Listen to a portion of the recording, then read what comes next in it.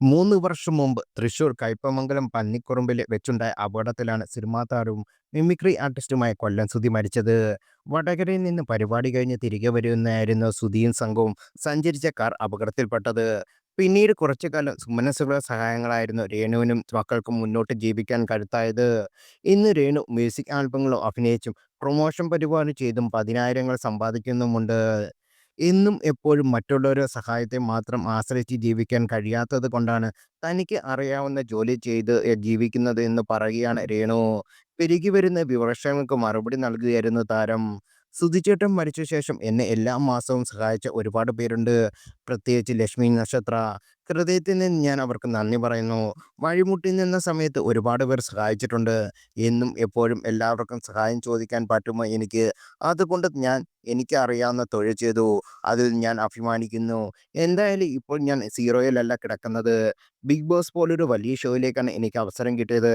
അതുപോലെ വലിയ വലിയ കലാകാരന്മാരുടെ കൂടെ അഭിനയിക്കാനും എനിക്ക് സാധിക്കുന്നത് ദൈവത്തിനും സുധിച്ചേട്ടൻ്റെയും അനുഗ്രഹം ഒന്നുകൊണ്ട് മാത്രമാണ്. എല്ലാവരും എന്നെ കുറ്റം പറയുന്നവർ പറയുന്നത് പോലെയല്ല രേണു എന്ന് പറഞ്ഞു. രേണു അഭിനയിച്ച് മോഡലിംഗിൽ സജീവമായതിനു ശേഷം ലക്ഷ്മി നക്ഷത്രവുമായി പഴയ അടുപ്പമില്ല. മുമ്പ് ഇടയ്ക്കിടെ രേണുവിനെയും മക്കളെയും കാണാൻ ലക്ഷ്മി എത്താറുണ്ട്. ബിഗ് ബോസിൽ പങ്കെടുക്കാൻ പോകുന്ന വിവരം രേണു തന്നോട് പറഞ്ഞില്ലെന്ന് ലക്ഷ്മി നക്ഷത്ര ഒരിക്കൽ വ്യക്തമാക്കിയിരുന്നു. രേണു ബിഗ് ബോസിൽ മത്സരിച്ച സമയത്ത് ലക്ഷ്മി നക്ഷത്ര വോട്ട് ചോദിച്ചത് അനുമോൾക്ക് വേണ്ടി മാത്രമായിരുന്നു. അതേസമയം ഭർത്താവ് മരിച്ച ശേഷം വർഷം പോലും ഓർത്ത് വെക്കാൻ കഴിയാത്ത ഇത്രയും നിന്ന് വിമർശനവും ഉയരുന്നു.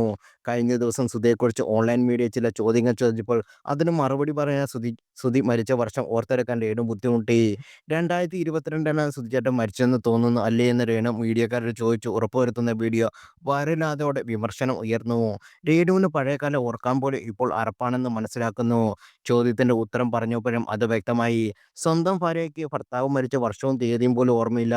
അത്രയും ഇഷ്ടമാണ് ഭർത്താവിനോട്. ഭർത്താവ് മരിച്ച വർഷം പോലും മീഡിയയോടാണ് ചോദിക്കുന്നത്. ഡേറ്റ് പോലും ഓർമ്മയില്ല. അതുപോലും ഓർത്തിരിക്കാൻ പറ്റുന്നില്ല. കാരണം തിരക്കോടെ തിരക്ക്. കഷ്ടം തന്നീ. എന്നിട്ട് എല്ലാം എൻ്റെ സുധിച്ചേട്ടന് വേണ്ടിയാണെന്നൊരു പറച്ചിലും. സ്വന്തം ഭർത്താവ് മരിച്ച വർഷം പോലും അറിയാത്ത വിധവയാണ് രേണു എന്നിങ്ങനെ താരത്തെ വിമർശിച്ച് ആളുകൾ കുറിക്കുന്നത്.